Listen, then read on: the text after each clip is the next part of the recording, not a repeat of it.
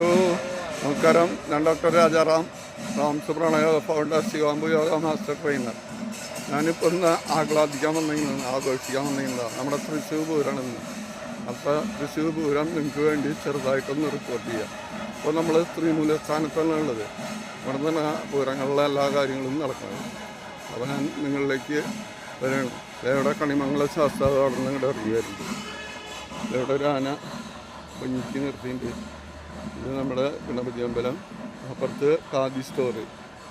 ഞാൻ ചെറുപ്പത്തിൽ ആ സ്ഥലത്താണ് ഖാദി ഗ്രാമോദ്ദീപ്. അവിടെയാണ് അമ്മയോടൊപ്പം നിങ്ങൾ വരാറുള്ളത്. അച്ഛനും എല്ലാ മക്കളും ഉണ്ടാവാറുണ്ട്. അതിൻ്റെ മുകളിലാണ് ഞങ്ങൾ വെടിക്കെട്ട് കണ്ടത്. അത്രയും അടുത്ത് വെടിക്കെട്ട് കണ്ടിട്ടുള്ള ആൾക്കാർക്ക് വെടിക്കെട്ടൊന്നും ഒരു പുത്തരിയല്ല. അപ്പോൾ ഈ പ്രാവശ്യം വെടിക്കെട്ട് അപകടം ഉണ്ടായി എന്ന് പറയുന്നുണ്ട്. അപ്പോൾ അതിൻ്റെ പ്രിക്കോഷൻസ് കാര്യങ്ങളൊക്കെ ഈ പോലീസൊക്കെ എന്തിനു വേണ്ടിയിട്ടുള്ളതെന്ന് നമുക്ക് മനസ്സിലാവണില്ല. ആൾക്കാരെ പേടിപ്പിക്കാനല്ലാണ്ട് വേറൊന്നുമില്ല എന്നാണ് മനസ്സിലാവുന്നത്. ഇന്നലെ ആനകൾക്കുള്ള ഒരു ടെസ്റ്റ് ഉണ്ടായിരുന്നു. ടെസ്റ്റിൽ ഒറ്റ ആനകൾ പോലും ഫിറ്റ്നസ് പാസ്സായിട്ടില്ലെന്ന് പറഞ്ഞു. വേറൊന്നും ഇന്നത്തെ തീരെ അവിടെ ആശുപത്രിയിൽ കൊണ്ടുപോയിട്ടു. അവിടെ ചെന്ന് കഴിഞ്ഞാൽ ഒരാളും ഉണ്ടാവില്ല ആണ് നമ്മുടെ അനുഭവം. വലിയ ചെറിപ്പാഞ്ഞി പോകുന്നുണ്ട്. അവിടെ ഒരാളുണ്ടാവില്ല. നമുക്ക് ഭാഗ്യമുണ്ടെങ്കിൽ രക്ഷപ്പെടാം, അത്രയുള്ള. അപ്പോൾ അതേപോലത്തെ കാര്യങ്ങളാണ്. ഒറ്റാനയ്ക്ക് പോലും ഫിറ്റ്നസ്സില്ലാണ്ടാണ് പൂരം നടക്കുന്നത്.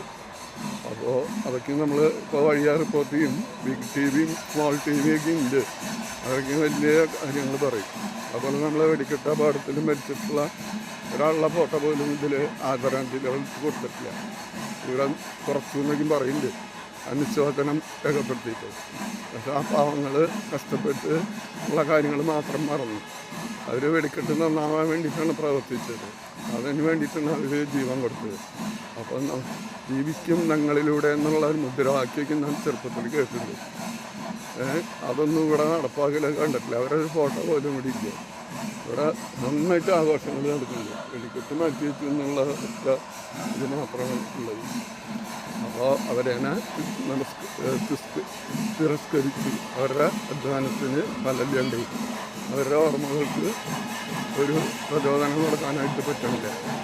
ഇതേപോലെയുള്ള കാര്യങ്ങളാണ്. അപ്പോൾ നിങ്ങൾ നിങ്ങളുടേതായിട്ടുള്ള കാര്യങ്ങൾ റിപ്പോർട്ട് ചെയ്യാം. അപ്പോൾ എല്ലാവർക്കും അടുത്ത ഒരു ബൈക്കിന് വേണ്ടിയിട്ട് കാത്തിരിക്കുക. ഞാൻ വെയിലായ കാരണം കുറച്ച് കഴിഞ്ഞാൽ ഞാൻ പോകും. അപ്പോൾ നിങ്ങൾ മറ്റുള്ള റിപ്പോർട്ടൊക്കെ നിങ്ങൾ നടത്തും.